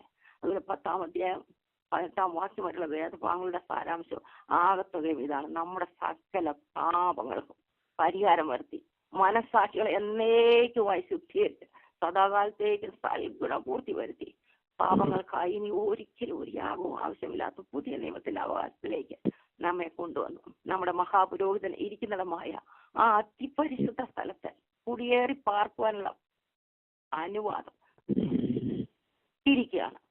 മൽക്കീസദേക്കിന്റെ ക്രമപ്രകാരമുള്ള യേശു ക്രിസ്തുവിന്റെ നിത്യ പൗരോഹിത്യം മൂലമാണ് ഇതെല്ലാം സാധ്യമാക്കി തീർന്നിട്ടുള്ളത്. നമ്മുടെ കടപ്പാടുകൾ എന്തുമാണ്? പ്രധാനമായിട്ട് ഒന്ന്, നാമത്തിലേക്ക് നമ്മുടെ മഹാപുരോഹിതൻ ഇരിക്കുന്നിടത്തേക്ക് അവിടുന്ന് ഓടി ആ പുതുവഴി കൂടെ ഹല്ലേലൂയ ഒരിക്കലായിട്ട് നമുക്ക് തന്ന ആ പുതുവഴിയിലൂടെ ആ വിശ്വാസത്തിന്റെ പൂർണ്ണ നിശ്ചയത്തോടുകൂടെ അടുത്ത് ചെല്ലണം. അവിടെ കുടിയേറി നമ്മൾ പാർക്കണം. നമുക്ക് വേണ്ടത് സകലതും അവിടെ ഉണ്ട്.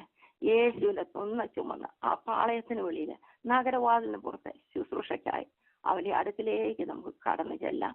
സ്തോത്രം, ഹല്ലേലൂയ, ഹല്ലേലൂയ. ഈ ഒരു സത്യം മനസ്സിലാക്കാൻ കർത്താവ് കൃപ തന്നു. എന്നെ ഈ പാരമ്പര്യ ചട്ടക്കൂട്ടിൽ നിന്ന് വിട്ടുവെച്ചു. ഇന്നും അനേകര് ഈ സത്യം അറിയാമെങ്കിലും ഇരുതോണിയിൽ കാലിൽ നിൽക്കുന്നവരായിട്ട് വീണ്ടെടുക്കപ്പെട്ട മക്കളുടെ അനേകരുണ്ട്. അവരെല്ലാം ഈ സമയത്ത് ഈ സത്യം മനസ്സിലാക്കി ഇരുതോണിയിൽ ഇരു മനസ്സുള്ളവരാകാതെ ഈ സത്യത്തിന് വേണ്ടിയിട്ട് കർത്താവിന്റെ വരവിന് വേണ്ടിയിട്ട് ഒരുങ്ങി ഈ ഒരേ ഒരു മധ്യസ്ഥനെ മൃഗപ്പറ്റിക്കൊണ്ട് നമുക്ക് ആ കൃപാസനത്തിന് അടുത്തേക്ക് ഇനിയുള്ള ദിവസങ്ങൾ നമ്മുടെ ആയുസ് മുഴുവനും കടന്നു ചെല്ലാം. ദൈവമായ കർത്താവ് ഈ വചനങ്ങളാലും എൻ്റെ ഈ സാക്ഷ്യത്തിലാലും എല്ലാവരെയും അനുഗ്രഹിക്കട്ടെ. എനിക്ക് പ്രത്യേകിച്ച് ഈ സമയം ഒരുക്കി തന്ന എന്നെ ശ്രമിച്ച എല്ലാവർക്കും ഈ അതിനെ കർത്താവായി ധാരാളമായിട്ട് അനുഗ്രഹിക്കട്ടെ. ഞാൻ ഒന്ന് പ്രാർത്ഥനയോടെ ഹല്ലേലൂയ ഈ വചനം ക്ലോസ് ചെയ്യുന്നു. ഹല്ലേലൂയ. എനിക്ക് വേണ്ടി പ്രത്യേകം പ്രാർത്ഥിക്കണം നിങ്ങളെല്ലാവരും. ഹല്ലേലൂയ. എൻ്റെ കുടുംബം മുഴുവനായിട്ട് സത്യം അറിയണം. അതുപോലെ അനേകര് ഈ സമുദായത്തിൽ കിടക്കുന്ന എനിക്ക് ഒത്തിരി സ്നേഹിതരൊക്കെ ഉണ്ട്. അവർക്ക് വേണ്ടി ഈ അച്ഛന്മാർക്കും തിരുമേനിമാർക്കും ഒക്കെ പ്രാർത്ഥിക്കാം. അവരെല്ലാം ഈ പുതുവഴിയിൽ കൂടെ മറ്റേ ഈ ആചാരവും കർമ്മങ്ങളും കൂതാശികളൊക്കെ മാറ്റിയിട്ട് ഈ സത്യാരാധനയിലേക്ക് കടന്നു വരുവാൻ ഹല്ലേലൂയ ദൈവം അവർക്ക് എല്ലാവർക്കും കൃപ കൊടുക്കട്ടെ. സ്തോത്രം, ഹല്ലേലൂയ. ഞാനൊരു വാക്ക് പ്രാർത്ഥിച്ചിട്ട് ചെയ്യാം. സ്തോത്രം. സ്നേഹം മാധുര്യം അത് അവർണ്ണനീയം, പാപമരണം ഏറ്റവൻ പുതുജീവൻ നൽകിയോ. സ്നേഹം മാധുര്യം അത് അവർണ്ണനീയം, പാപമരണം ഏറ്റവൻ പുതുജീവൻ നൽകിയോ. വൻ കൃപയ്ക്കായി ഞാനങ്ങേ വാഴ്ത്തുന്നേ, വൻ കൃപയ്ക്കായി ഞാനങ്ങേ വാഴ്ത്തുന്നേ, വാഴ്ത്തുന്നേ, വാഴ്ത്തുന്നേ. ജീവൻ നൽകി വീണ്ടെടുത്ത കർത്തനെ വാഴ്ത്തുന്നേ, വാഴ്ത്തുന്നേ. ജീവൻ നൽകി വീണ്ടെടുത്ത കർത്തനെ. ഹല്ലേലൂയ. സ്തോത്രം, സ്തോത്രം കർത്താവേ. അപ്പാ പിതാവേ സ്തോത്രം. ഹല്ലേലൂയ. ഈ വചനം കർത്താവേ, ഈ അബ്രായ ലേഖനത്തിൽ കൂടെ അവിടുന്ന് എന്നെ കർത്താവേ സത്യത്തിന്റെ മാർഗത്തിലേക്ക് ആ പാരമ്പര്യത്തിൽ കുടുങ്ങിക്കിടന്ന ആടിയനെ കർത്താവേ അതിൽ നിന്ന് വെളിയെ വരുവാൻ കർത്താവേ അങ്ങയുടെ ഹല്ലേലൂയ വീണ്ടെടുക്കപ്പെട്ട മക്കളെല്ലാവരും എന്ന് നിങ്ങളോ അന്ധകാരത്തിൽ നിന്ന് തന്റെ അത്ഭുത പ്രകാശത്തിലേക്ക് വിളിച്ചവന്റെ സദ്ഗുണങ്ങളെ ഘോഷിപ്പാൻ തക്കവണ്ണം തിരഞ്ഞെടുത്ത ഒരു രാജകീയ പുരോഹിത വർഗം, സ്വന്തം ജനം, അവിശുദ്ധ വംശം എന്ന വചനം പറയുന്ന പോലെ അടിയങ്ങളെ ഓരോരുത്തരെ ആ മഹാരാജാവിന്റെ ഹല്ലേലൂയ രാജാവിന്റെ ആ പുരോഹിത വർഗത്തിലാക്കിയ ആ കൃപയാണല്ലോ കർത്താവെ. അത് മനസ്സിലാക്കി ഈ ദിവസങ്ങളിൽ കർത്താവേ ഹല്ലേലൂയ അനേകര് കുടുങ്ങിക്കിടക്കുന്ന ഹല്ലേലൂയ ആ നിഴലായിരുന്ന ന്യായപ്രമാണത്തിൽ ഇന്നും കടന്നുകൊണ്ട് ആ പൊരുളായി വന്ന യേശു ക്രിസ്തുവിനെ തിരിച്ചറിയാൻ വയ്യാതെ ഹല്ലേലൂയ ആ കെട്ടിക്കിടക്കുന്ന അനേകരെ കർത്താവേ ഹല്ലേലൂയ അവിടുന്ന് വെളിയിൽ കൊണ്ടുവരണം. നിത്യതയ്ക്കായിട്ട് അവരെ ഒരുക്കണം കർത്താവേ. അടിയന്റെ ഈ സാക്ഷ്യം ഈ വചനത്തിൽ കൂടെ കർത്താവേ ഒന്നും ഒരറിവില്ലാത്ത എന്നെ ഈ കൃപയിലേക്ക്, ഒരു കഴിവില്ലാത്ത എന്നെ കൃപയിലേക്ക് കൂട്ടിവരുത്തിയ ആ സ്നേഹം ഹല്ലേലൂയ എന്ന അനേകരെ കൂട്ടിവരുത്തുവാൻ മതിയായ ആ സ്നേഹം കർത്താവേ, ആ കൃപ ഹല്ലേലൂയ എല്ലാവരുടെയും പകരണം കർത്താവേ. എന്നെ കേട്ട എല്ലാവരെയും കർത്താവ്, പ്രത്യേകിച്ച് ഈ ലൈനിലുള്ള എല്ലാ മക്കളെ, ദേവദാസിദാസന്മാരെ, അവരുടെ കുടുംബങ്ങളെ, രാപകലും പ്രാർത്ഥിക്കുന്നവരെ, വചനം ഘോഷിക്കുന്ന ദൈവമക്കളെ, അതുപോലെ ആരാധനയ്ക്ക് ലീഡ് ചെയ്യുന്നവരെ കർത്താവ് എല്ലാവരെയും കർത്താവ് ഒരിക്കൽ കൂടി കർത്താവിന്റെ കാര്യങ്ങളിൽ സമർപ്പിക്കുന്നു.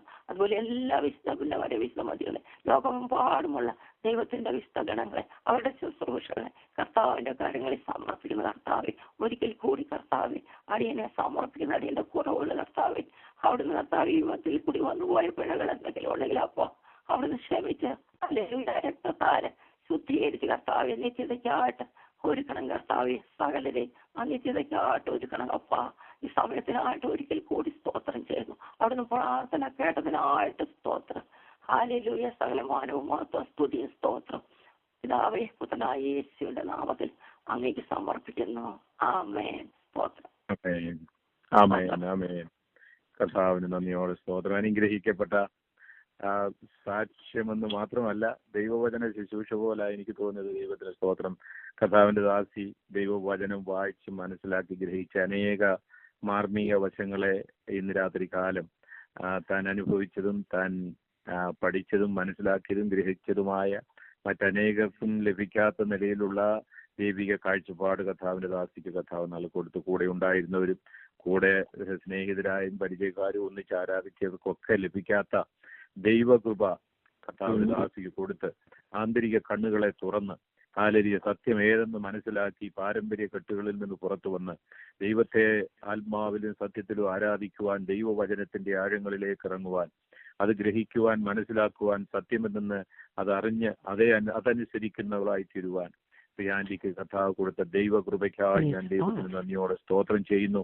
ഹല്ലേലൂയ. നമുക്കുള്ള മഹാപുരോഹിതൻ എങ്ങനെയെന്ന് വെച്ചാൽ ഹല്ലേലൂയ പവിത്രൻ, നിർദോഷൻ, നിഷ്കളങ്കൻ, പാപികളോട് വേറിട്ടവൻ, സ്വർഗത്തെക്കാളും ഉന്നതമായിരിക്കുന്നവൻ, ക്രിസ്തുവിന്റെ പൗരോഹിത്യത്തെ കുറിച്ച് ഹാലിൽ മൽക്കീസദേക്കിന്റെ ക്രമപ്രകാരം എന്നേക്കും മഹാപുരോഹിതനായി സ്വർഗത്തിൽ പിതാവിന്റെ വലത്തുഭാഗത്ത് നമുക്ക് വേണ്ടി പക്ഷപാതം ചെയ്യുന്നത്, ഹാലേലൂയ നമുക്ക് വേണ്ടി ശരീരമെന്ന തിരശീല കീറി നമുക്ക് വേണ്ടി ഒരു വഴി തുറന്ന് കൃപാസനത്തോടെ നമുക്ക് അടുത്ത് ചെല്ലുവാൻ കഴിയാത്ത സാഹചര്യം ഉണ്ടായിരുന്നിടത്ത് നമുക്ക് വേണ്ടി വഴി തുറന്ന് ഹല്ലേലൂയ തത്സമയത്ത് കരുണ ലഭിക്കേണ്ടതിന്, ഹാലേലൂയ സഹായത്തിനുള്ള കൃപ ലഭിക്കേണ്ടതിന് കൃപാസനത്തോടെ ഹാലേലൂയ അടുത്തു വരുവാൻ ഹല്ലേലൂയ പാരമ്പര്യമായി ഹാലേലൂയ പഴയ നിയമ ന്യായപ്രമാണത്തിന് അടുത്തു വരുവാൻ കഴിയാത്ത സാഹചര്യത്തിൽ നമുക്ക് നേരിട്ട് കടന്നു വന്ന് ദൈവസന്നിധിയിലേക്ക് കടന്നു വരുവാൻ ഈ വലിയ മഹാപുരോഹിതന്റെ അടുത്തേക്ക് നമ്മുടെ കടന്നു വന്ന് നമ്മുടെ ആവശ്യങ്ങളെ അറിയിക്കുവാൻ നമ്മെ രക്ഷിപ്പാൻ പൂർണ്ണമായി കഴിവുള്ളവനാകയാൽ ഹല്ലേലൂയ കർത്താവ്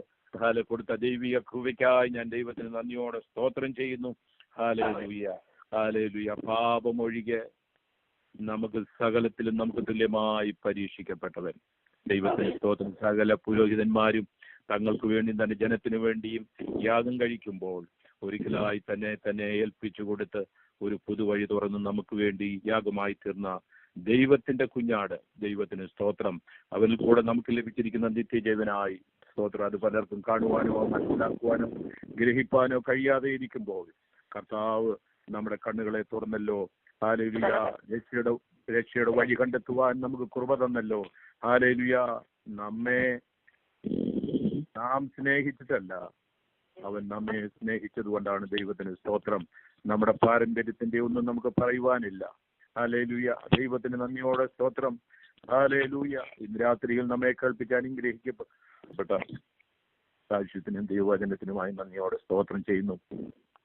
നമ്മെ വീണ്ടെടുത്ത ദൈവത്തിന്റെ കുഞ്ഞാടിന്റെ രക്തം ഹല്ലേലൂയ സകല പാവവും പോക്കി ഹല്ലേലൂയ അന്തരായി കിടന്ന നമ്മെ ഹല്ലേലൂയ അറിവില്ലാതെ മൃത്യു നമ്മെ മേയിച്ച് നാശത്തിലേക്ക് നരകത്തിലേക്ക് ശത്രു നമ്മെ ബന്ധിച്ചു കൊണ്ടുപോയ സാഹചര്യത്തിൽ രക്തം കൊടുത്ത് സ്വന്തം ശരീരം ഏൽപ്പിച്ചു കൊടുത്ത് ഹല്ലേലൂയ നമുക്ക് വേണ്ടി പരമയാഗമായി തീർന്ന ദൈവത്തിന്റെ കുഞ്ഞാട് ഹല്ലേലൂയ ഹല്ലേലൂയ. ദൈവത്തിന് നന്ദിയോടെ സ്തോത്രം.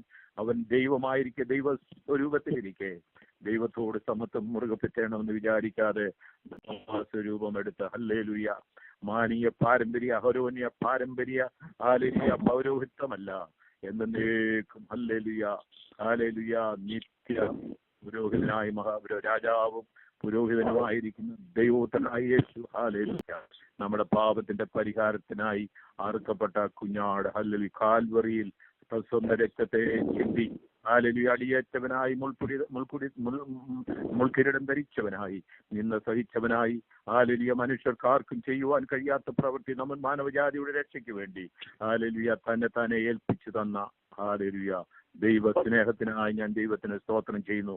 അത് മുഖാന്തരം നമുക്ക് ഹല്ലേലൂയ നിത്യജീവൻ മാത്രമല്ല ഏത് സമയത്തും ദൈവസന്നിധിയിലേക്ക് കടന്നു വന്ന് അപ്പാ പിതാവേ എന്ന് വിളിക്കുവാനുള്ള സുപുത്രന്റെ ആത്മാവിനെ നമ്മുടെ മേൽ പകർന്നു വന്ന് നമ്മെ ഇത്രത്തോളം നടത്തിയുള്ള ഈ രക്ഷയെ കണ്ടെത്തുവാൻ കർത്താവ് നമുക്കൊരിക്കൽ വലിയ ഭാഗ്യത്തിനായി നന്ദിയോടെ സ്തോത്രം ചെയ്യുന്ന സ്ത്രീ ആന്റിയെയും കുടുംബത്തെയും കുഞ്ഞുങ്ങളെയും കർത്താവ് ദിവസങ്ങളിൽ മാനസാന്തരത്തിലേക്ക് നടത്തട്ടെ. താൻ അനുഭവിക്കുന്ന സന്തോഷത്തിലേക്കും വിശ്വാസത്തിലേക്കും കടന്നു വന്ന് അവർ കുടുംബമായി ഞാനും എൻ്റെ കുടുംബവും ഞങ്ങൾ യഹോവയെ സേവിക്കുമെന്ന് പറഞ്ഞതുപോലെ ദിവസങ്ങൾ ദൈവത്തിന്റെ പരിശുദ്ധാത്മാവ് അവർക്ക് രൂപാന്തരം വരുത്തട്ടെ.